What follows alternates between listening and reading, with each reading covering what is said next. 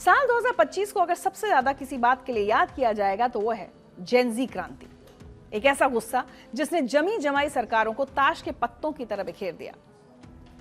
बात होगी उन आंदोलनों की जिन्होंने एशिया से लेकर अफ्रीका तक सत्ता के गलियारों में खलबली मचा दी।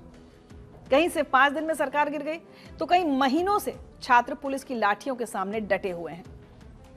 आखिर दुनिया के 20-22 साल के लड़के लड़कियां इतने गुस्से में क्यों हैं? सबसे पहले बात पड़ोसी देश नेपाल की, जहां राजनीति में उथल पुथल कोई नई बात नहीं है, लेकिन 8 से 13 सितंबर 2025 के बीच वहां जो हुआ वो एकदम अलग था। इसकी शुरुआत तब हुई जब सरकार ने सोशल मीडिया पर बैन लगा दिया। सरकार को लगा होगा कोई कुछ करेगा नहीं, लेकिन हुआ इसके ठीक उलट।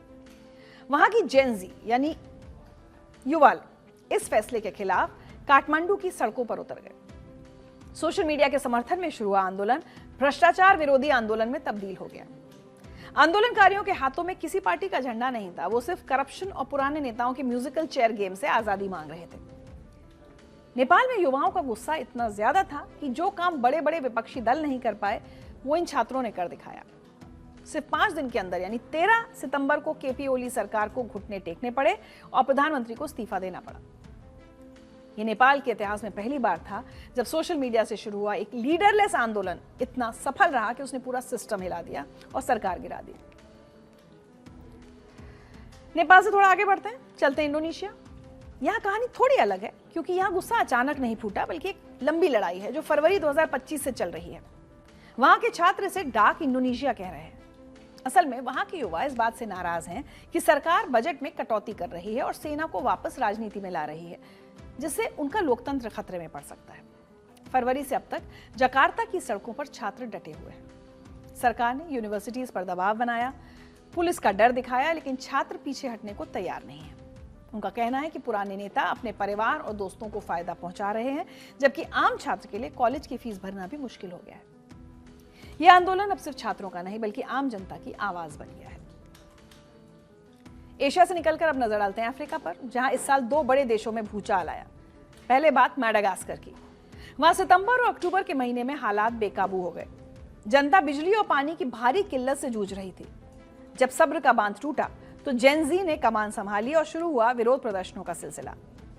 राष्ट्रपति अंद्री राजोएलिना को तब झुकना पड़ा जब सेना भी विद्रोहियों के समर्थन में आ गई। आखिरकार अपनी जान बचाने के लिए राष्ट्रपति को देश छोड़ना पड़ा। ठीक इसी समय मोरक्को में भी कुछ ऐसा ही हो रहा था। वहां एक ऑनलाइन ग्रुप बना जेन ज़ी 212, जिसने सोशल मीडिया के जरिए हजारों युवाओं को इकट्ठा कर लिया। इनका गुस्सा इस बात पर था कि सरकार 2030 के वर्ल्ड कप की तैयारी में अरबों रुपए खर्च कर रही है, स्टेडियम बना रही है, लेकिन अस्पतालों और स्कूलों में बुनियादी सुविधाएं नहीं है। युवाओं ने पूछा, हमें फुटबॉल चाहिए या भविष्य? इस सवाल ने वहां की सरकार की नींद उड़ा दी। अब सवाल है कि अचानक 2025 में ही ये सब एक साथ क्यों हो रहा है? तो इसे समझने के लिए हमें एक पैटर्न देखना होगा। चाहे नेपाल हो या मोरक्को, हर जगह लड़ाई ओल्ड स्कूल पॉलिटिक्स और न्यू एज एक्सपेक्टेशंस के बीच है। आज का युवा इंटरनेट पर दुनिया देख रहा है। उसे पता है कि बेहतर जिंदगी क्या होती है। जब उसे अपने देश में वो मौके नहीं मिलेंगे और अगर उसे वहां करप्शन दिखेगा तो फिर वो किसी नेता का इंतजार नहीं करता, वो खुद इन्फ्लुएंसर बनकर सड़कों पर उतर आता है। तो कुल मिलाकर बात यह है कि 2025 ने दुनिया भर के नेताओं को एक बड़ी चेतावनी दी है।